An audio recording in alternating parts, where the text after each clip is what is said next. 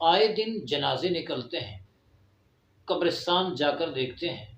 ہمارے سامنے مردے دفن کیے جاتے ہیں، لیکن خوف خدا اور موت کی یاد دل میں نہیں۔ یہی سوال سلیمان بن عبد الملک نے حضرت ابو حازم رحمہ اللہ سے کیا کہ ہمیں موت یاد کیوں نہیں رہتی؟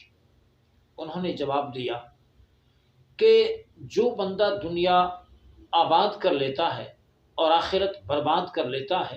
تو وہ آبادی میں رہنا چاہتا ہے، بربادی کا رخ نہیں کرنا چاہتا، چونکہ آخرت برباد کر چکے ہیں، اس وجہ سے آخرت کی طرف جانا ہمیں گوارا نہیں اور ہم اس کو یاد نہیں کرتے۔ اس نے ایک دوسرا سوال داغ دیا اور کہنے لگا کہ اللہ کے ساتھ قیامت کے دن ملاقات کی شکل کیا ہوگی؟ انہوں نے جواب دیا کہ نیکوکار جب دن قیامت کے رب سے ملاقات کریں گے، کیفیت یہ ہوگی جیسے گھر سے گیا ہوا بندہ